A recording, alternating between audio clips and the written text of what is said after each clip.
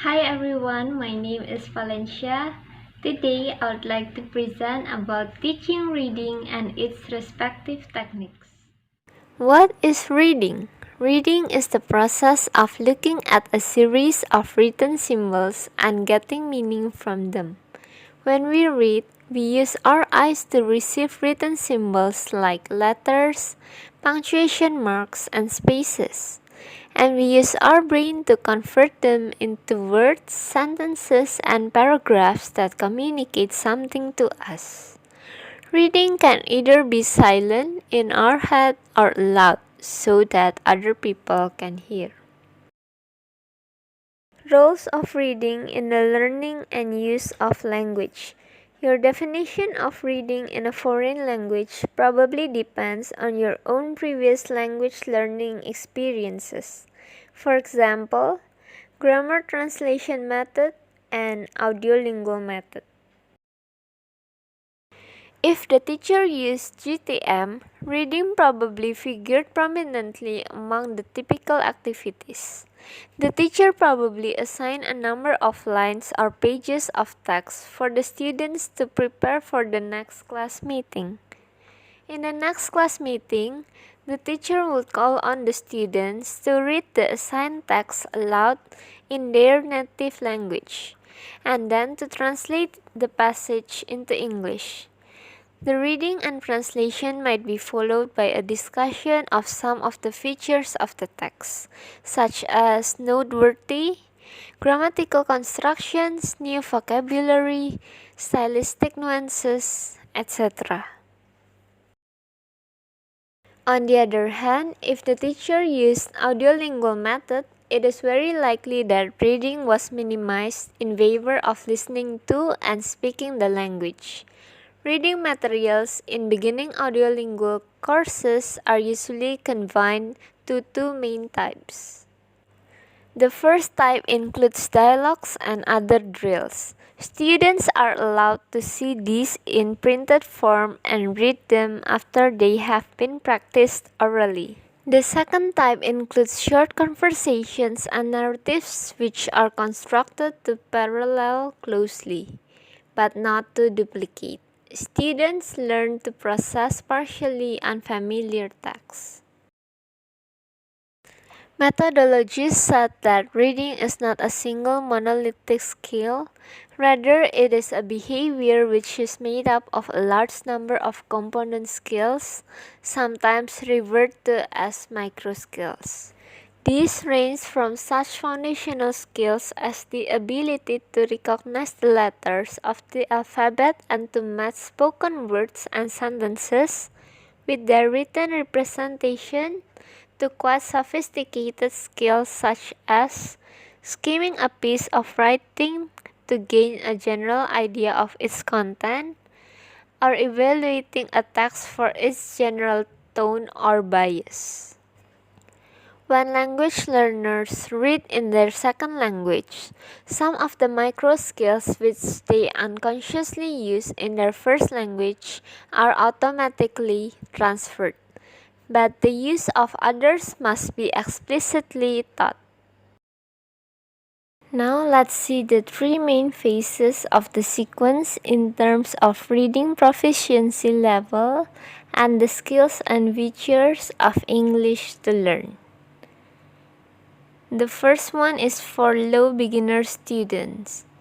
The skills and features of English to learn are recognize letters and punctuation marks, associate spoken forms with their written representation, use reading for everyday tasks.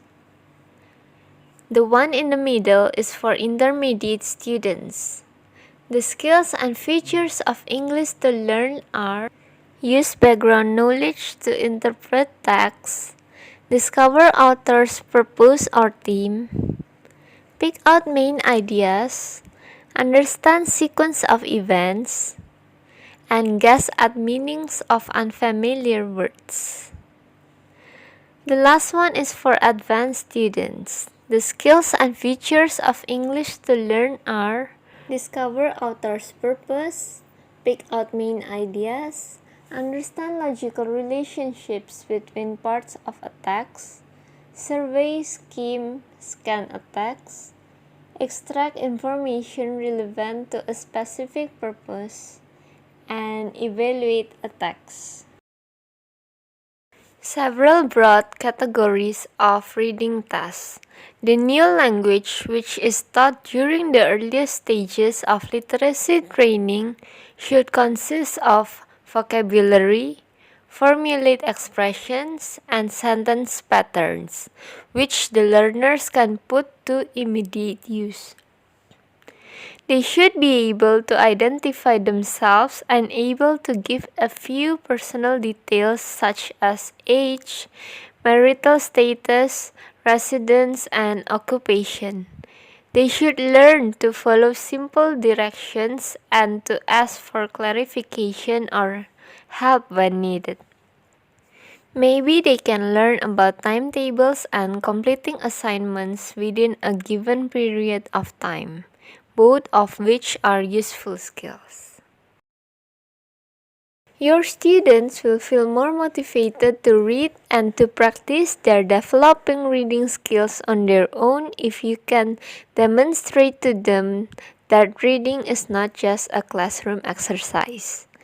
The most convincing way to do this is to incorporate into your lessons authentic examples from a wide range of print media, such as announcements, signs, labels, brochures, etc. You can use reading to reinforce the listening and speaking skills of students with any degree of English proficiency. Likewise, reading tasks connected to everyday purposes will be motivating to students at any level of the language curriculum. However, in most instances, you will probably be teaching students whose reading needs are not satisfied by these relatively limited types of text. They will want and need to read more extended texts like short stories, novels, plays, school textbooks, journal articles, and technical reports. You will have to teach them the language and the skills needed to give them access to these texts.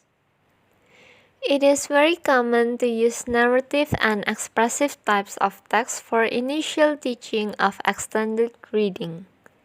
These texts could deal with familiar or easily imagined events which develop in an orderly sequence of time. Or they might deal with ideas, attitudes, and emotions which are part of the common human experience. There are four main types of exercises for developing the reading micro skills. Some exercises are well suited as opening strategies for a reading lesson. They arouse the students' interest and activate any knowledge they may already have, which is related to the content of the reading selection, as well as introducing them to the general organization of the text. A second type of exercise aims at ensuring a better overall understanding of the text. They direct the students' attention to the main ideas, the author's purpose or theme. They ask the student to make inferences and see implications, and even to assess and evaluate the text. When used before the students read the text, exercises of the second type guide and support the students through the reading. A third type of exercise looks at the text more from the point of view of form than of content. Such exercises help the students to pick out the formal signals of the discourse map. They focus on the ways in which logical relationships are expressed and the various grammatical and lexical devices used to knit the text together into a coherent and cohesive discourse.